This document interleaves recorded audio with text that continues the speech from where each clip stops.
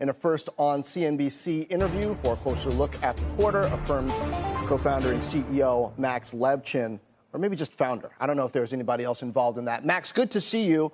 I want to focus on the guide to start because that's getting a lot of attention. What about the state of the consumer and perhaps the retailer is leading you to be as conservative as you are? Well, first of all, we're actually not being all that conservative. If you compare on a 2-year basis, our forecasted CAGR is 60%, almost 40% CAGR on revenue at the midpoint. So these are what I would consider, I think what most people would consider to be exceptionally strong growth company numbers.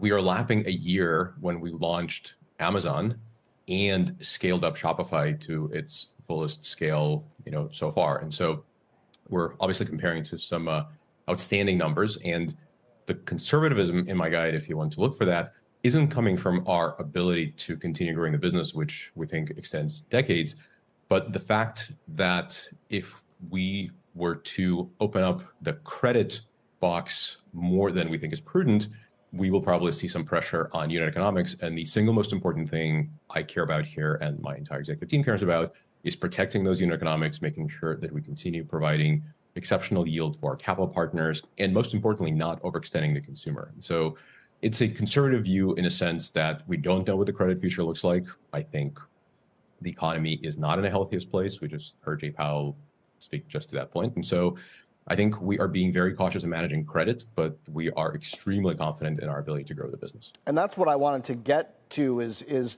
the macro and your expectations of it. I also think it's interesting, given Peloton's really bad quarter and the fact that you used to get a really huge percentage of your business from Peloton. It speaks to the diversification over the last year plus. So tell me, what are the fastest growing categories, and what is your approach to international expansion going to be, even as we have this somewhat murky macro picture? Exactly. So we see our growth coming from multiple different domains and new merchant and merchant expansion. Our fastest growing category is what would be unremarkably called general merchandise. And that, of course, covers the very, very large scale partners of ours like Walmart and Amazon and Target. And so there's just an enormous amount of expansion within their user base, within their product opportunity. So that's been growing extraordinarily well, squarely into triple digits, and we see wonderful things there. In addition, we are a product-driven company. We're innovating on products very, very aggressively. Debit Plus, my favorite project of the moment. I'm spending an enormous amount of time of my own on it. We're seeing just unbelievably good engagement metrics. Consumers are using it almost 50 times on average more per year than any other Affirm product. So should give you a sense for just how much more engagement we expect. And then the third leg of our expansion plan is international. We're on the record now saying that the next geography is United Kingdom. We saw just exceptionally good growth in Canada. We serve lots of our US partners there. We partner with some folks in Canada exclusively, and just has done really, really well for us. We expect to do the same thing as we head across the pond. Max, that diversification, however, has cost you in terms of your take rate or what you earn off of each transaction. When I look back over your financial results on a quarter-over-quarter basis, revenue has been flat. It's also, as a percentage of GMV, has decreased over the last year.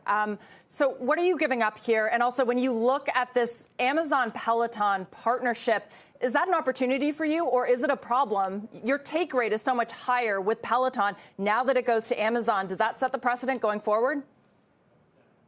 So first of all, the take rate metric is a result, it's an average, and it's a result of a mix. And we talked about this before, but mix change for us is a really important driver. The fastest piece of our growth right now is coming from what we call split pay. I think folks call it pay in 4, but it's a typically, and for us is no exception, a smaller percentage of GMV that falls down to revenue and ultimately revenue less transaction cost. Our long-term guide for revenue less transaction cost has stayed between 3 and 4% for a very, very long time now. This quarter we just reported, we kept it at 4.3, which is well north of our long-term guide. So in terms of our actual bottom line metrics, we think we're doing extraordinarily well. As far as Amazon Peloton new announcement goes, a little bit too early to report. Obviously, those are two very large partners of ours. I would expect that we should see incrementally new opportunities from this. It's fantastic that Peloton has found themselves a really great new distribution channel. It so happens that we are already available in it.